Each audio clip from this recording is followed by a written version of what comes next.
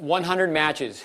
Junior tennis players with goals, we would recommend that they play 100 matches a year, and they write the 100 matches down. Doesn't necessarily mean they need to be 100 tournament matches, but just a few thoughts. If players would call and set up matches, have younger players call older players, have your child make phone calls. Don't let them be totally dependent. In a sentence, children do not play enough tennis matches. If they're playing 100 matches, they're not quite playing one match every 3 days. And then obviously with tournaments, there'll be a cluster of matches played in a very short period of time. When it comes down to playing up and playing down, ideally we would have so much tennis played if everybody would play one match, at least one match a week, playing down. What I mean by playing down, play a player with inferior skills. Too many times tennis becomes cliquey, and because players only want to play up. I'll come back to that. If your child doesn't like to play pushers, they should play pushers. If they don't like to play on clay courts, they should play on clay courts. If they were to play someone, have a standing match, say, for example, a junior player could play a senior player, and they play every Tuesday evening. They certainly should be able to go in and play different ways, but it's very good to have a repeat match on a weekly basis, because then it's a benchmark, it's a measuring stick. Many times what happens is players are in the wrong place at the wrong time. They're playing up in a tournament. They're playing 18s when they should be playing 14s. Someone's a very good college player, but they're not good enough to be playing the futures level. They're playing qualifiers for futures. They're playing one match a week. Wrong place, wrong time. They should be playing ITA tournaments or try to go over to Europe and play the circuit in France.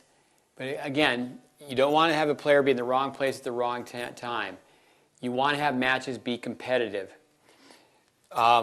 With pros, years ago, and I don't think that's the case as much anymore, when pros were off the tour, they would practice with lesser players. I know myself, being a lesser player, many years ago, say in Boca Raton, Florida, or working out at Costa de Casa in California, you had the chance to hit with world-class tennis players.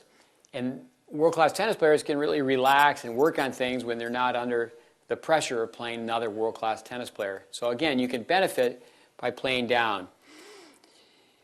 A rule of thumb, if you were to win 65% of your matches, if someone's winning 90% of their matches, and I've had junior tennis players play within their section and they're winning 90% of their matches, because what happens now more and more is kids don't even play in their own section.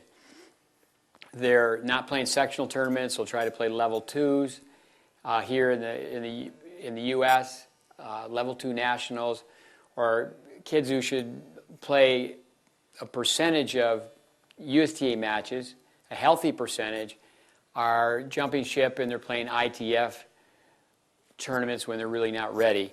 But try to play 65%, because you learn from your wins and you learn from your losses. But I find what happens is a lot of players, coming back to the college players playing futures, just think of a kid in the summertime, they're playing a qualifier, they're playing one match per week because they're losing in the first round of the qualifier. So again, wrong place, wrong time. But 100 matches, high school tennis, and there's so many positives about high school tennis, but on the other hand, there's some negatives as well. So many times a really, really good tennis player, certainly they can take the piece of paper, make a plus column and a minus column, and the benefit of being part of a team. It's a very short season. And a lot of times the pluses will outweigh the minuses, and a kid should play high school tennis. But many times in the schedule, there's some 6-love matches until they finally get out to district or regional matches.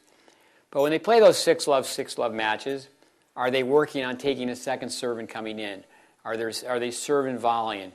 Or are they just hanging around with a bad attitude saying, well, this is not a good enough level for me? But when it comes down to tournament matches are better than practice matches. But practice matches you can approach like it's a tournament match. But again, document record, write down, have the juniors take responsibility, and have a goal of playing 100 matches a year. And with 100 matches a year, what's their record? And if you give, you get.